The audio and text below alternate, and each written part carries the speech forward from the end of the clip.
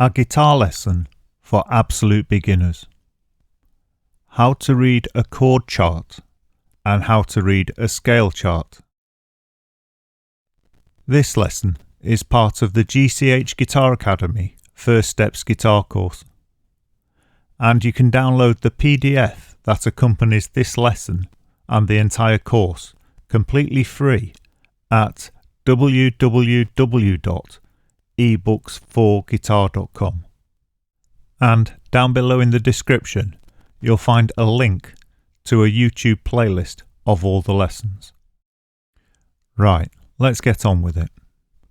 How to read a chord chart or chord map. Chord charts are the same for both electric guitars and acoustic guitars. And before you can read a chord chart, you need to be familiar with the fretboard on your guitar.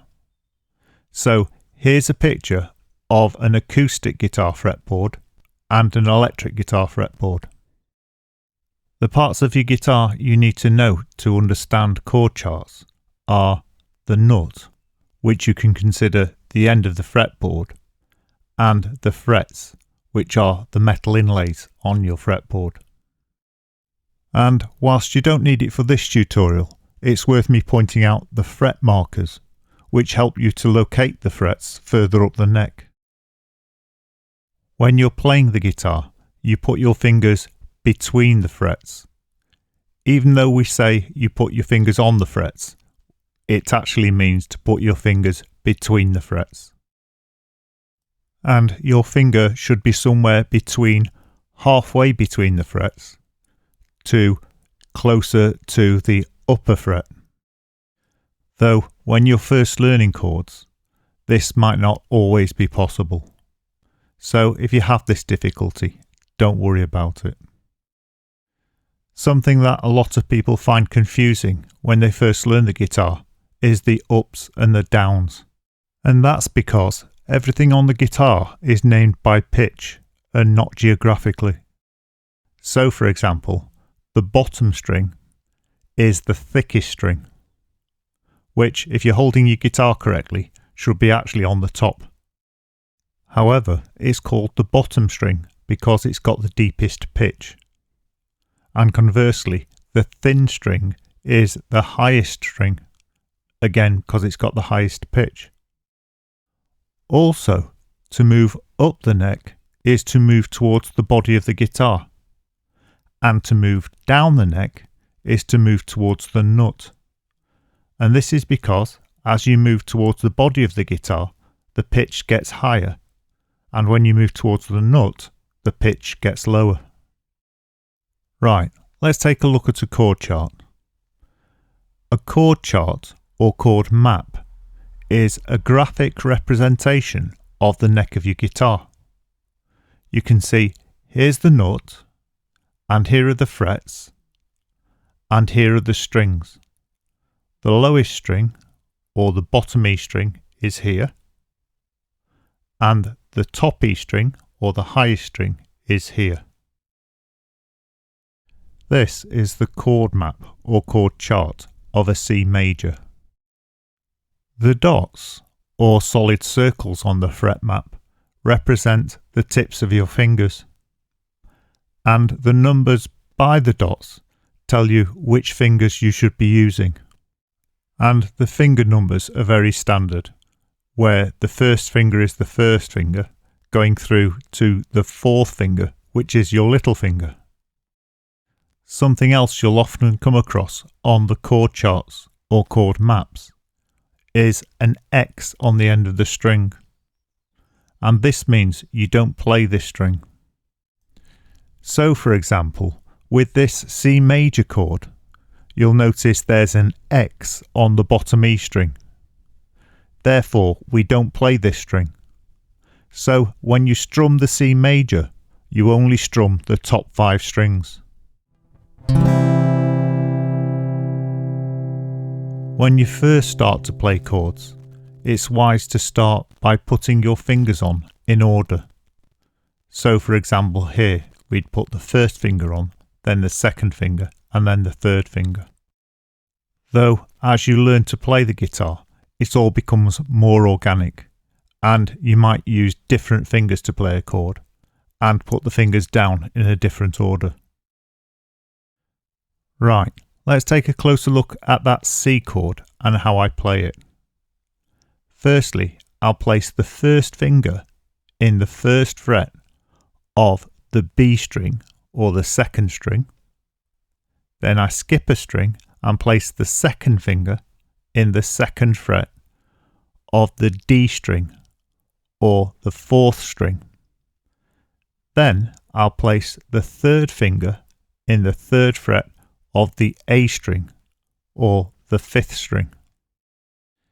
This is the C major, and now I strum it, ignoring the bottom E string because it's got a cross on it.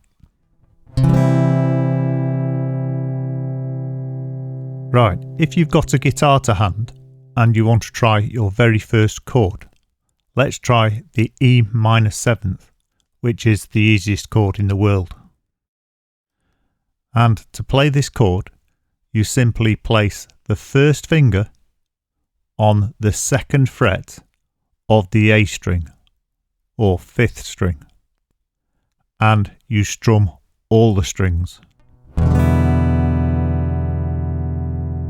And if you're feeling adventurous, you can try playing this same chord with the second finger. So you place the second finger on the second fret of the A string or the fifth string and strum all the strings. Hopefully from this lesson you can understand now how to read a chord chart, and you can try playing a few different chords. But because they're so similar, let's take a quick look at scale charts. How to read a scale chart. A scale chart or scale map looks very similar to a chord chart, but there's one major difference in how you play it, and this is that you play each note one at a time. And when you're learning a scale, you usually start at the bottom of the scale and go up. Looking at this G major scale chart or scale map, you can see the bottom note will be on the bottom string, which is the thickest string on your guitar, and the first note you play will be on the third fret with the second finger. Then you play the fifth fret on the same string with the fourth finger. Then we move across to the next string, the A string, and play the second fret with the first finger, then the third fret with the second finger, then the fifth fret with the fourth finger. Then we move across to the next string, which is the D string, and we play the second fret with the first finger again. This time we play the fourth fret with the third finger and the fifth fret with the fourth finger. And here's what that scale will sound like eventually.